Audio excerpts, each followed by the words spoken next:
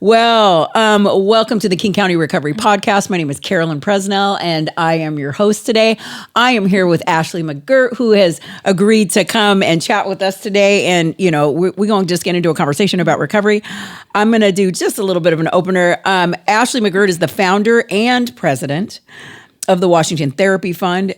She is a psychotherapist, a TED Talk international speaker, and an author who has been featured in Forbes, MSNBC, The Young Turks, OWN, Bravo, and more. Ashley, thank you so much for joining us today. Thank you. Thank you so much for having me. Yeah, you betcha. So let's just jump right in. I'm going to start in the beginning and let's see if we can work our way through a conversation. But, Okay. Your work is so clearly fueled by both, personal and collective experience. Could you share a little bit about your story and how that shaped your path into, your investment in mental health in the community? Absolutely. So I was born into a public health crisis in the 80s, and I was raised in the 90s. And I was raised by my grandmother because of the crack epidemic and the things that were happening with my family during that time where my mother wasn't able to care for us. And at the time that my mother got clean, she wanted her children back, rightfully so. I was 9 years old, and I went back into the care of my mother. And at that time, unfortunately, my grandmother, she was really depressed. The family says her reason for being was taking care of me. And they believe that she died of a broken heart. And when I left back with my mother, my grandmother was left alone, and she ended up having a stroke, and she was left alone for a couple of days. And when I think about my grandmother's life and the trajectory of it, I wonder if she had received therapy services, if she would still be here.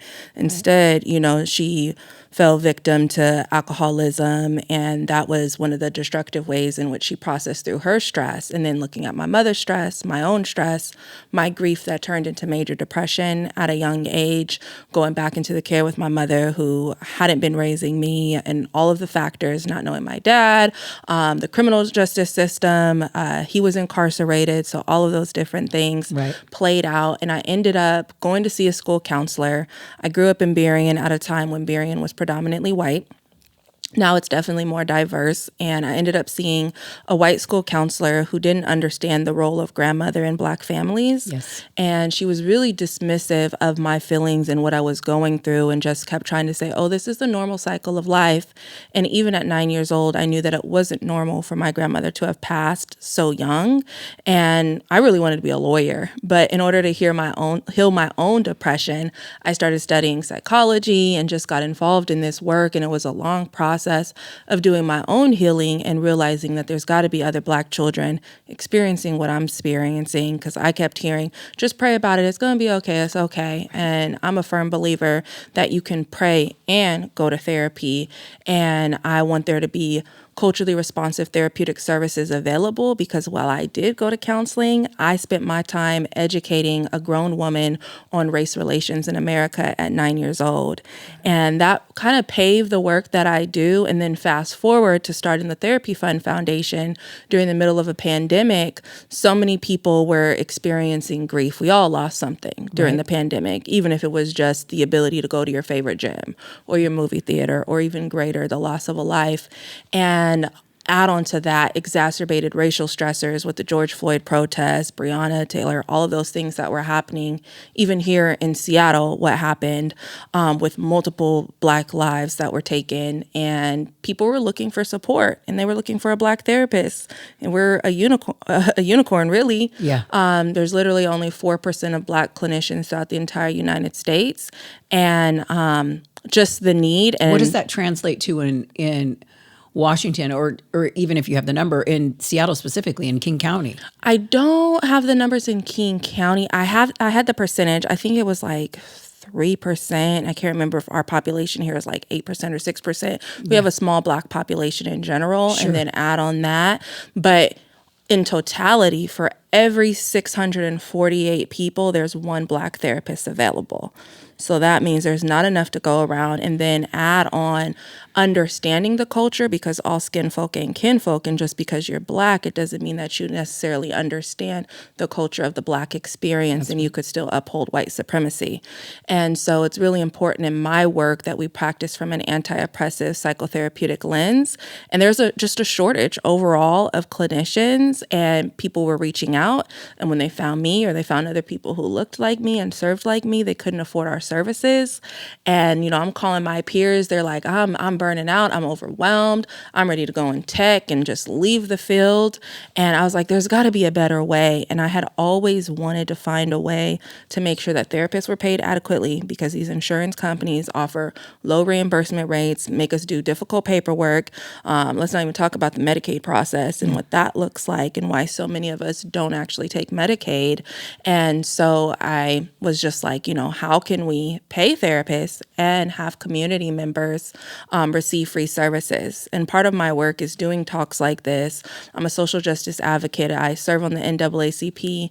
And during this time, so many people kept asking me, how can we help Black people during this time? That was like the theme. It was a hot topic back then. Right. Now, not so much. It's cooler. it's back to business as usual, you know. But everybody kept asking that question. And I was like, well, pay for them to get free therapy. And one of the times I said that, this gentleman, he sent me $10,000 and was like, use this to pay for your Black clients' therapy. And I had posted about it on LinkedIn and social media, and everybody was like, oh, I want to give. I love it. I love it. Made a GoFundMe. It made almost $100,000 in 24 hours. And so many more people wanted to give, and they were like, this should be a nonprofit. This should be a nonprofit. And I had worked for nonprofits, but I didn't really understand what it meant to start one. Yes. But I always say this is community led, because the community pushed it. And then again, go back to my community. I'm like, okay, people are saying this should be a nonprofit. What does that even mean? I don't understand. And so I did a bunch of education. I met with Monica, who founded Queen Care, and she's like, I can help you start up a nonprofit. This is what you need. You need a board, bylaws, your mission, your vision.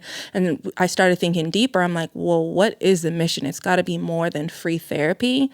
That's what people know us for. But the mission is to eliminate barriers to healing within Black communities and others who have been historically excluded. And so that looks like providing free therapy, tuition assistance. We have a Preserving Black Family program, youth healing, every aspect. When you think of what is getting in the way of your healing, we tackle that. And that's really how it started, just from me doing this work, there being a need, and people being really stressed out during the pandemic and looking for us and not being able to serve us. And I was getting so hurt to hear my colleagues and my peers in this field saying they didn't want to do this work anymore. Mm-hmm. And I'm like, there's already so few of us. And then a lot of it was, we were providing pro bono services. We're seeing all of these different people. We're still trying to keep the lights on, still trying to maintain our own lives. And they were seeing an easier path where you can go in the tech field, make $200,000 a year, and you don't have to go through all the rigmarole and take on, the vicarious trauma of this work, because it is tough work. And I'm like, okay, so if the finances is the big barrier, and we need to stay paid to keep our lights on and live the lives that we lead, let me find a way. And so that's how it became. And we pay our clinicians top dollar, more than most insurances, and we really value that. And we also provide healing and support for our therapists. We have a Thrive and Empower support group. We also have a peer support group, because I understand that someone with lived experiences can sit with you in a way maybe I cannot, just because I got the letters behind my name. Someone who's lived through something, is very powerful, and it's something that's important for me and in my life and for others. And some people still won't see a therapist, but they'll see some of our peer supports. Yeah, we find that in the work that we do, and you spoke to this idea is that we have these people who are passionate in our community who want to be able to serve, but are so burnt out by, inundated by the need and, the lack of support in other, in the infrastructure as a whole. What are some of the things that, you do or recommend to be able to support, Black therapists in our community and that, the network as a whole? Yeah. So let me make sure I understand for community, what community can do or what we do as a whole. How do we support our caregivers? How do we support our therapists? What are some of the tools that you utilize to care for yourself in being able to do this work? Yeah, so for me, it's important to rest. And I think that is how we serve others. And in doing our own healing work, when you heal yourself, you heal a generation. And I really swear by that. I'm a researcher and my background is in racial trauma. So understanding the impact that racism has on our mental health. And in doing that research, I came across a New York Times article where they had showed pictures of enslaved folks, the bodies had been exhumed. And what I noticed was that the muscle had literally detached itself from the bone. And that image sticks with me because I often wonder, is that where the saying, work yourself to the bone came from? And these are enslaved individuals who didn't get a break, didn't get lunch, all of those mandatory 15 minutes, 30 minutes, whatever the case, they were forced into labor and their muscle had detached itself from the bone. And here we are as so-called free people, and we're still working ourselves to the bone. So it's so important for me and my community to find rest. And all of the work that I do is based on my grandmother and her life. And I don't think that she rested. She was raising her grandchildren. She was dealing with so many other things. And I don't know that I really saw her truly rest. I remember seeing her fall asleep on the couch. Yeah. And, just exhausted. She was retired, but she was still taking care of us and also teaching us because when school got out, we still had to learn from grandma because of the things that the school system didn't teach us. So she ensured that we knew our history. I actually learned how to read before I entered school. And I remember she had these life-size alphabets that were like as tall as me and had us, sounding out the letters, doing all of the different things. And that was really important for her to ensure that we were educated. And she believed that because of her life, education was like the way to freedom and was the way to liberation. Yeah. And through that, unfortunately, she didn't take a break and she didn't take rest. So that is how we care for ourselves as clinicians, how we care for ourselves as communities, so that we're not showing up exhausted and overworked and, just taking care of ourselves and checking in on one another. I think that's super important. Finding ways to experience joy. I love to laugh. So many of my friends are either lawyers or comedians. I don't know how that happened, but I swear all of my best friends are comedians or lawyers. That's really funny. And I'm just, find every way that I can to laugh, whether it's going through a comedy show, watching shows, hang out with my friends who just make me laugh. And that's really important. So finding joy in your life, I think, is one way that you can, again, help not only yourself, but help others. Because when you feel good, we all feel good, it spreads. Right. Yeah. And I mean, you brought up a really valuable, kind of piece of perspective is, in the example that you gave of your grandmother is that, and my mother had a very similar story. She cared for her children and then she cared for her children's children, in our absence, because, I have a story of incarceration and, substance use and a recovery journey in there.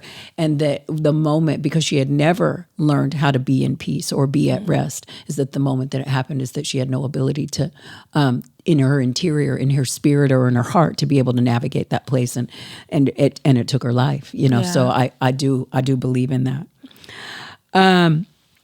You have been a really powerful voice in eliminating barriers to Black healing, but what I'm interested in knowing, what does that look like in practice, and what are some barriers that we still need to break down?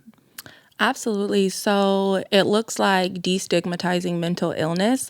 While we are getting more comfortable talking about mental health, which we all have, 1 in 5 of us suffer from a mental illness, and I'm still seeing very negative language around mental illness.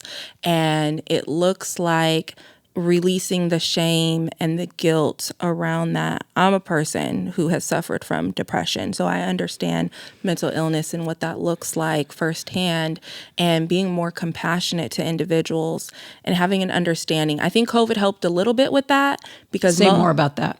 Well, you can't see what's going on in your brain like you can see a broken arm. Yeah. So you're more compassionate. If I see that you have a broken arm or a sling, I'm going to open the door for you. But I can't see that if you don't physically present in that way. And I'm a person who's more high functioning depression. So I'm going to look well. I'm going to smile. I do lots of talks in front of kids. And when I tell them I've suffered from depression, they're like, wow, you don't look like it. And that's always the thing. You don't look like it. It's like, well, how do you expect me to look or to present? And why is it that you can't see me this way as someone who does experience that? So for me, it looks like, again, just having an understanding that people are experiencing things in the dark corners of their lives, in the shadows that we don't necessarily know about, and bringing in that compassion, that empathy, and showing up and being kind. One of my, a friend, Kevin Hines, he has a popular story. A suicide story. There's a documentary he's in, called The Bridge. And when he attempted to end his life, before he did it, he walked the streets of San Francisco, and he said to himself, if one person looks at me, one person smiles at me, I won't do it. Not one person looked at him or smiled, and he jumped. I think that so few of us take the time to stop and say hello and to see others. And once you see someone, you can't unsee them. Yeah. So I think it's really important to look people in the face and to let them know that you see them.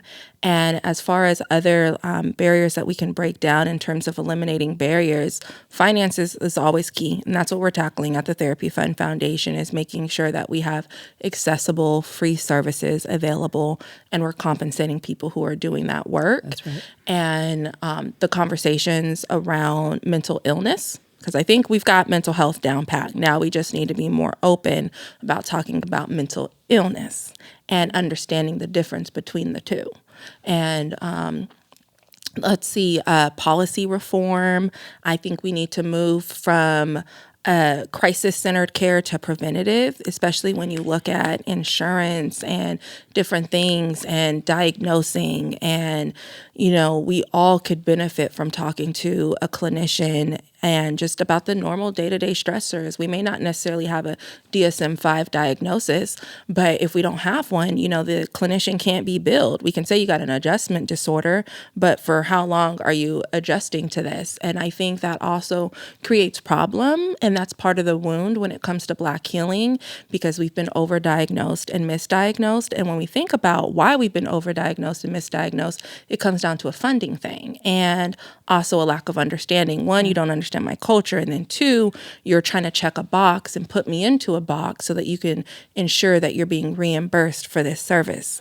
I actually just met with one of my mentors earlier today who was telling me she wanted to be a clinical psychologist, and she was talked out of that journey by another clinical psychologist who was an older white man, and she watched how he would put impoverished Black youth in these boxes because he had to fit them in that box because we needed to ensure that Medicaid was going to cover those services. And so many people then who were a part of that labeling, now they fear the system and the medical apartheid that has happened in our community. So we have to start there. We have to educate, understand the history, and then repair, because I think we're trying to move past it and not acknowledge that these harms have happened. They perfected lobotomies on Native Americans right here at Western State Psychiatric Hospital, which is still alive and thriving today in Lakewood, Washington. And, what repairs have been made to the Native community for that. And then even thinking about the soldiers after that, they practiced lots of things on soldiers at that place. It was a soldiers' home before it became a psychiatric facility. And it was Native land before all of that.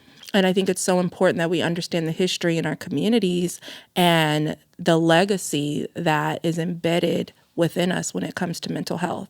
And I think about in Baltimore, there's a psychiatric facility that's abandoned, and the history behind it, most people don't even know what it is. My family is from the DC area, and they didn't know what it was until recently when I saw a documentary on it. And essentially Black people built that, and after they built it, they were then placed in there, and they were institutionalized, and they could never get out. And there's a couple people who are alive today, and they tell their story of what it was like either working there or being placed there. And most of the people there have died and gone away. And it was just a really horrific situation where they were building this site and they didn't know they were building the place that they were going to be essentially incarcerated in. I was just going to say imprisoned. Yeah, that's really what it was. And then they were putting them through all these loops to prove their sanity. And then it became, again, a money situation. We're going to get money for these people who are going to keep them away from their families and folks that they would cycle in. And, so many people you don't really know who their families were or what because of all of the medication that was pushed on them. And they were no longer coherent to be able to even say their names or who they were. It's incredible. And you talked about, kind of the legacy, but the system specifically in which folks are, required to navigate and the trauma as in relationship to the absence of agency for sure, but cultural relevance. Mm-hmm. In the recovery community, around substance use and we, formerly incarcerated, it's all the same system, it's all this, it's our same people, it's our same system. And this thing is that if I put you in this box, if I give you a job, you'll be better. Or if I give you shelter, you will be better. Mm-hmm. And the holistic nature of what it means to repair in our communities is that, it is, I know that I was a person is that I had a scarcity mindset towards healthcare because we were poor. Mm-hmm. And so to be sick meant that you went without something else. If you had to pay for the cost of healthcare, then you went without something else. And so this relationship with, the way that we identify around the legacy of healthcare mm-hmm. and what it means to, really transform that in community. I'm going to tell you, I don't have any large ideas about how to manufacture that. We struggle really consistently on what it looks for folks to be safe enough mm-hmm. to be cared for in community. It isn't, it's not one and done. It's that like relationship building and trust happens over time. And, but you're allotted only so much time in our healthcare system to solve your problem. And so, I just think about the cycle of that. That was more of a tangent than it was a question. No, it was so incredibly powerful. And I think about what you just said and how you think about money. And it means if you go there, then you could be without, the cost of healthcare. And for me and my family, we think if you go in sick, you're going to come out sicker. Yeah. Because that's often what has happened. And I think about my family members who have gone in to the hospital for care and never left out. My own grandmother who died in a hospital due to poor care. And there was so many factors that led to her death, from her alcohol to her drinking to the stress to racism to ultimately she had a stroke. She had a brain bleed, mm-hmm. and her doctor sent her home with a brain bleed, did not give her any type of support. And then essentially she had to go back to the hospital when she was found.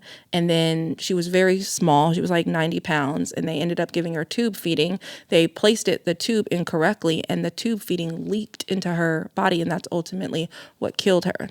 Yeah. And so it was just like so many different things. And that is what my family remembers. So I think even myself when I'm sick, and my mom's a registered nurse practitioner, and I'm still like, do I really need to go? Because I don't want to go in sicker. And my husband, he's the opposite. He's like, I'm going to go for all the things. And I'm looking at him like, sir, I don't know. And he's like, Ashley, you need to go. I'm like, I'm going to do what I'm going to do here because I don't want to go there and get sicker. Yeah. And it's really ingrained. Yeah. I also am a person that has had to unlearn some of that. It's now I have a different experience in the world as far as what it means to be connected to adequate health care, because I was on state care all of my life, and to work for an employer that provides good health care to our community so that we can care for not only for ourselves but for our families as well. And the rewrite that it's taken to be able to, because maintenance is easier than repair. Yeah. And, it's it's because I had, I think about our people is that they go long periods of time. And, one of the dominant fears that we hear in community is that I haven't been to the doctor in a really long time and I'm scared to go because I'm scared what they're going to find. Yeah. And so then we don't go. And so, part of the practice is being able to, care for people holistically in all the ways that they need is that, yes, healthcare, but there has to be, adequate places to recover, places to go for consistent maintenance, is to have a culturally relevant physician that can see me. Like I see a naturopath, and the first time I went to see her, anytime I go see her, I spend 1 hour with her. I know that when I've made the appointment, I'm not coming in there for 10 minutes. I'm not waiting in the waiting room for 20 minutes to see her for 5. Is that I'm going to come in and I'm going to sit for 1 hour. And I'll never forget the first questions that she asked me was about my grandmother and about my father and who I was as a mother and what my relationship with life was. And at that point, she could be able to make some determinations about my health care and my well-being. And I walked out of there and I realized and I've been to lots of doctors, over time, many surgeries, all kinds of things related to chronic drug use and alcohol use. And I realized it was the first time ever in a physician's care that I had been asked about where I came from. And I think about how relevant it is if we are, plotting a course for where we're going, then you must know where you came from. Yeah. I need her information because I've never had that experience. And like an hour, that's so rare. They want to get you in and get you out. Get you in and get you out. I see the naturopath and I will absolutely share her information. She's fantastic. So here's a question. You are a voice for the voiceless. And you've carried that into your work with the NAACP as a health chair across multiple states. What does advocacy in those rooms look like? And what do you wish people outside these rooms understood? It looks like seeing their humanity. I think oftentimes there's a poem, how does it go? It's like, I didn't see it until it's like they came for the juice and then they came for, do you know the poem that I'm talking about? It's called something like, and then they came for. And I feel like we're living in that right now, but until it gets to you, you don't see yourself. Right. And so essentially the poem is like, at the end, nobody was left. It was like, they came for the blacks, they came for the Jews, they came for the gays, then they came for me, and there was nobody left to advocate for me. And essentially, you don't see yourself until it gets to you, until it gets to the blacks or until it gets to the gays if you're a part of that community. And for me, it means seeing myself in all of those groups and advocating for all of them before it gets to the point to where there's nobody left to stand and advocate. And my grandmother, growing up in the time that she grew up during the civil rights movement, she really pushed service and giving back to community, being of service. It was the rent that we paid to live on this earth. And I really live by that as my guiding light. And I think it's important that if you can open a door for someone who can't open the door for themselves, that you do that. If you can walk in your able body and you can carry somebody, you carry them. Or if you can lift something, you lift something. And that's what it looks like being in those rooms. I may not have to know what that experience is, but I can see their humanity. And that is so important because I'm always advocating for people who maybe I'm not even a part of that community, but I can see their humanity. Yes. And I think that is so important. And we lose sight of the humanness of individuals because we don't see ourselves in that. Yeah. And there's the responsibility. It's one of, I was just talking to a girlfriend of mine and we do work together in mentorship. And, and there's this evolution that happens as I discover things about myself. I come into knowing and there's sometimes a resistance to that because once I know, I can't unknow. And then I am now responsible. And it's that thing is in what you're talking about. I so beautifully articulated is there is this thing is that, why is it mine to do? Why do I have to be the one? It's like, I know that I have been the woman in the room many times where the question comes up into my heart and it was like, why do I have to be her today? Like, why do I have to be the one to say this? And part of it is because I know. It's the responsibility is mine. And we do that, I think, absolutely, I believe that in relationship to care.